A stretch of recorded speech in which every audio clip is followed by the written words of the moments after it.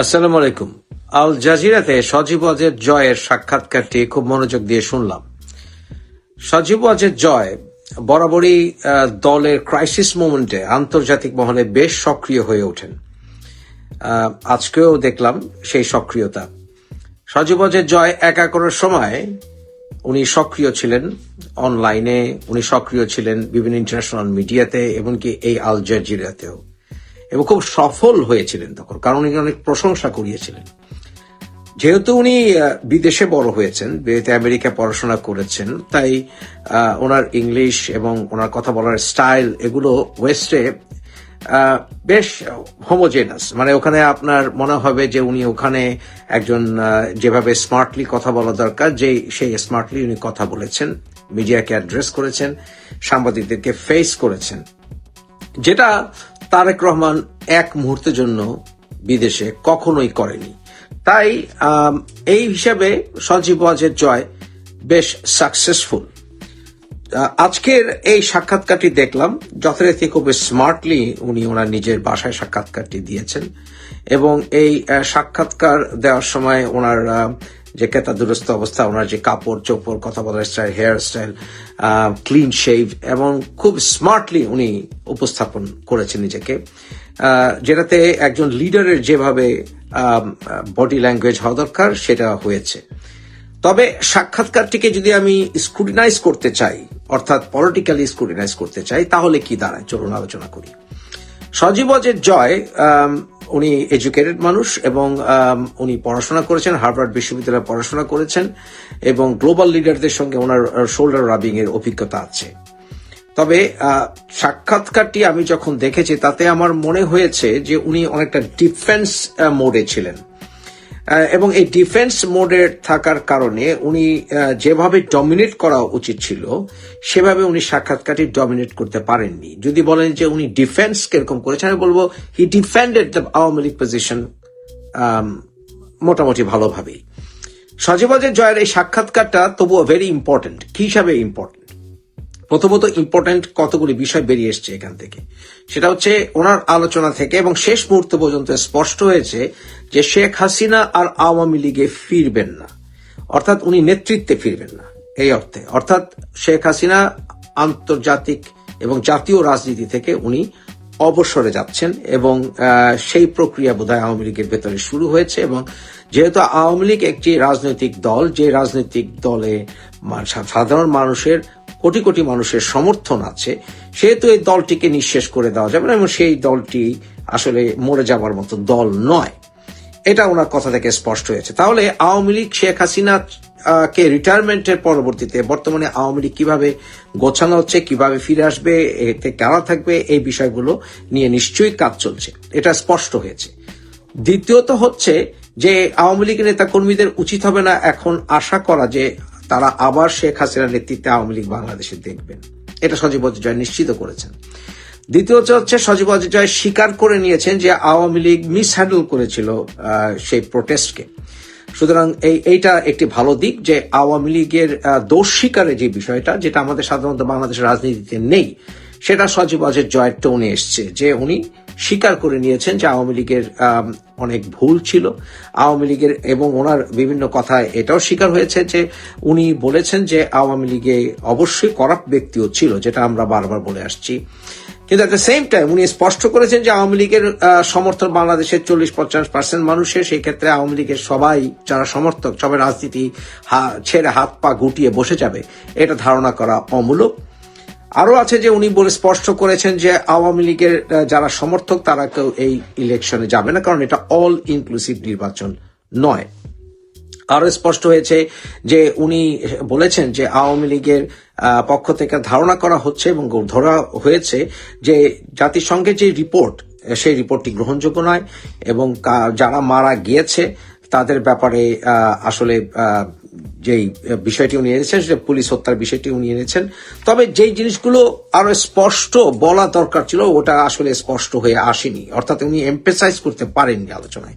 সেটা হচ্ছে যে এই যে উনি শ্যাম যে ট্রায়াল হচ্ছে এটার কথা উনি বলেছেন, কিন্তু ট্রায়াল কেন হচ্ছে শ্যাম, বা কেন এই ট্রায়ালটা গ্রহণযোগ্য নয়, উনি যদিও বলেছেন যে শেখ হাসিনা তার নিজের পছন্দ মতো আইনজীবী নিতে পারেননি, তথাপি এখানে পাশাপাশি ওনার উচিত ছিল বলার যে আওয়ামী লীগের অসংখ্য নেতাকর্মী কেউই আসলে সুষ্ঠু বিচার আশা করতে পারছে না। যারা অন্যায় করেছে তাদের বিচার হোক, ফেয়ার ট্রায়াল হোক, কিন্তু ফেয়ার ট্রায়ালটা নিশ্চিত হচ্ছে না কি কারণে, এবং তাদের যে জুডিশিয়াল পারসিকিউশন হচ্ছে এই জিনিসটি উনি স্পষ্ট করার ক্ষেত্রে যে আদালতে পেটানো হচ্ছে, যাকে যাকে ধরা হচ্ছে, এই বিষয়গুলিকে উনি আর স্পষ্ট করতে পারতেন। বারবার যে সাংবাদিক আল জাজির সাংবাদিক যেটা করেছে, প্রতিটা মুহূর্তে জয়কে কাট করে দিয়েছে, অর্থাৎ জয় কোন সেন্টেন্সই শেষ করতে পারেননি, এবং প্রতিটা মুহূর্তে বরঞ্চ ইন্টারভিউয়ার বারবার বলা কয়েকটি শব্দ উচ্চারণ করেছেন, let me finish, let me finish, let me finish.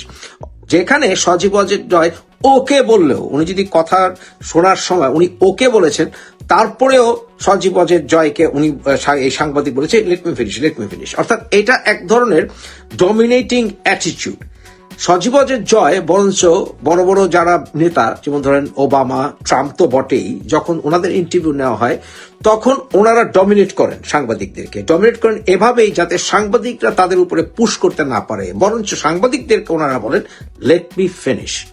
একবারও জয়ের মুখে শুনি নেই যে লেট মি ফিনিশ কথাটা সাংবাদিককে বলেছে, একবারও সে বলেনি, বরঞ্চ সাংবাদিকের উপরে ডমিনেট করা উচিত ছিল। সজীব ওয়াজেদ জয় আনেননি যে বর্তমানে অল ইনক্লুসিভ নির্বাচনটা কেন বর্তমান সরকার ভয় পাচ্ছে।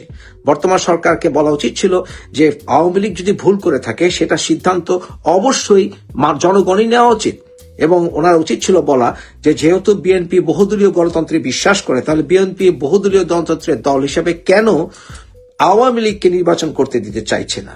আওয়ামী লীগের ব্যাপারে জনগণের সিদ্ধান্ত চূড়ান্ত হওয়া উচিত, সেটা তো ডেমোক্রেসি। কেন বাংলাদেশে পুলিশ হত্যার ব্যাপারে তদন্ত করার বিষয়টি রুদ্ধদ্বার করে দেওয়া হয়েছে, এই বিষয়গুলো কিন্তু বলা হয়নি। কেন আমরা দেখতে পাচ্ছি যে বিভিন্ন এক্সট্রিমিস্ট গ্রুপগুলো এর ভিতরে ঢুকে আছে, এই প্রটেস্টারদের ভিতরে। এখানে কতগুলো বিষয় এনেছে, যেমন মুক্তর বিষয়টি এনেছে, আরো কয়েকটি আবু সাইদের বিষয়টি এসছে, এবং আরো এসছে এই যে হাদির হত্যার বিষয়টি।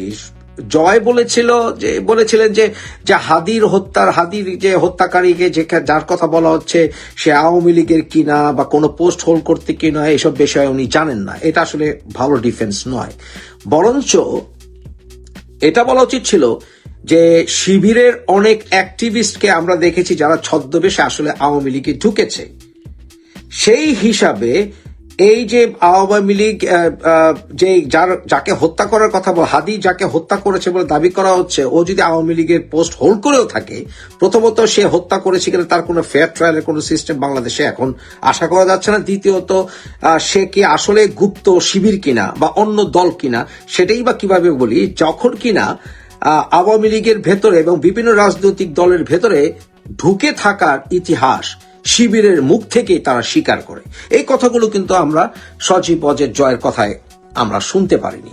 এছাড়াও যেই মন্ত্রী চিটাগাঙে যে মন্ত্রীর কথা বলা হয়েছে, যার 350 বাড়ি আছে, যার কথা বারবার উঠানোর চেষ্টা করেছিল এই আল জাজিরা সাংবাদিক, সেখানে সজীব ওয়াজেদ জয় বলেছিল যে আমি তার ব্যাপারে জানি না, ডিটেলস জানি না। এই কথা না বলে বরঞ্চ বলা উচিত ছিল যে এই সরকারের পতনের ঠিক আগে তো ওই লোকটির কথা আল জাজিরায় এসছে, কিন্তু সেই ব্যাপারে তো কোন রকম পদক্ষেপ নেওয়ার সময়টি পাওয়া যায়নি। এই বিষয়গুলো কিন্তু আসেনি, এবং বারবার ভারতের দিকে টানা হয়েছে, ভারতের কথা বলা হয়েছে যে ভারত শেখ হাসিনাকে আশ্রয় দিয়েছে, কবে দিবে না দিবে। এটা বলা উচিত ছিল ইন্ডিয়ান গভর্নমেন্ট এর ব্যাপারে, এবং তারা ইন্ডিয়ান গভর্নমেন্ট এর কাছে চাইতে হলে বা কোনো কিছু প্রমাণ করতে হলে সব চাইতে আগে one who seeks equity must come with clean hands. বাংলাদেশের সরকার কি ক্লিন হ্যান্ডস আছে কিনা। এবং আরো যে জিনিসটি বলা হয়নি, স্পষ্ট করে বলা হয়নি, সেটা হচ্ছে বর্তমান সরকারের সাংবিধানিক বৈধতাটা কতখানি। এই বিষয়ে কিন্তু স্পষ্ট সজীব ওয়াজেদ জয় প্রশ্ন তোলেনি। সবকিছু বিষয়েই আসলে আমি মনে করি স্পষ্টতার আরো জায়গা ছিল, কিন্তু সজীব ওয়াজেদ জয় যদিও উনি ডিফেন্ড করেছেন মোটামুটি ভালো, কিন্তু উনি এই ইন্টারভিউটা ডমিনেট করতে পারেননি বা ডমিনেট করতে ওনাকে দেয়া হয়নি। উনি সাংবাদিককে একবারও থামিয়ে দেননি, যে ওনার কথা সেন্টেন্স যখনই এই সাংবাদিক বাধা দিয়েছে উনি অন দ্য স্পট উনি চুপ হয়ে গেছেন। This is not the way to dominate an interview, এবং এই বিষয়ে আসলে আরো ট্রেনিং থাকা উচিত ছিল বলে আমি মনে করি। এছাড়া ওভারঅল হি ডিফেন্ডেড হিজ পজিশন, এবং বরঞ্চ আমরা ওনাকে বিদেশে অ্যাক্টিভ ভালো দেখেছি, দেশীয় রাজনীতিতে আসলে অন্যরকম গেম, সেটা ভবিষ্যতে আমরা দেখতে পারবো কিনা সেটাই আশা করা যাচ্ছে, যে আমরা কি ওনাকে আওয়ামী লীগের নেতৃত্বে দেখবো কিনা। কারণ সুশিক্ষিত মানুষ সময় ধরে আস্তে আস্তে নেতৃত্বে আসবে, এবং সেটা আমি মনে করি যে কোনো নেতৃত্ব আসার আগে যে কোনো রাজনীতিবিদ, সেটা সজীবজের জয় হোক, তারেক হোক, তারেকের মেয়ে হোক, যেটা সবচেয়ে বড় বাধা হয়ে দাঁড়ায় যে এক লাফে তারা নেতৃত্বে শীর্ষ স্থানে চলে যায়। তবে বর্তমানে আওয়ামী লীগের যে অবস্থা, সেই অবস্থাটা একটু ব্যতিক্রম ধর্মী, কারণ এটা আওয়ামী লীগের একটি ফেইলার, যে আসলে এই যে সেকেন্ড জেনারেশন যারা কিনা মুক্তিযুদ্ধের পরে, অর্থাৎ শেখ হাসিনার সন্তান প্রজন্ম, খালেদা জিয়ার সন্তান প্রজন্ম, অর্থাৎ আমাদের প্রজন্মে আসলে ক্যারিজম্যাটিক লিডার বিল্ড আপের ক্ষেত্রে আমাদের আগের প্রজন্ম, অর্থাৎ খালেদা জিয়া প্রজন্ম, শেখ হাসিনা প্রজন্ম, তারা ব্যর্থ হয়েছেন। তাই এই দুর্গতিমূলক অবস্থার সময়ে সজীব ওয়াজেদ নেতৃত্ব বেশ ভালো কাজ দিচ্ছে। তবে আমাদের মনে রাখতে হবে যে ডক্টর কামাল অথবা যারাই আছেন, অনেক যারা শিক্ষিত, তারা অনেকে আছেন যারা কিনা আসলে বিভিন্ন মিডিয়াতে ওনারা ভালো কথা বলেন, কিন্তু তারা মাঠে ঘাটে সাধারণ মানুষের সঙ্গে মিলেমিশে রাজনীতি করার ক্ষেত্রে ততটা পটু হন না। তাই সেই সময়টা সজীব ওয়াজেদ জয়ের আমাদের দেখার আছে ভবিষ্যতে, যদি উনি রাজনীতিতে আসেন তখন দেখা যাবে যে উনি কতটা সফলভাবে সেটা মোকাবেলা করতে পারেন। তবে ওনার বহু বছর বিদেশে থাকাটা আলটিমেটলি দেশের আওয়ামী লীগের নেতৃত্বে, শীর্ষ নেতৃত্বে আসার ক্ষেত্রে কতটা সহায়ক হবে আমি সেটা জানি না, বা আদৌ ওনার কি ইচ্ছা আছে কিনা সেটাও আমি জানি না। তবে ওভারঅল আমি এটাকে 10-এ 5-6 দেব রেটিং।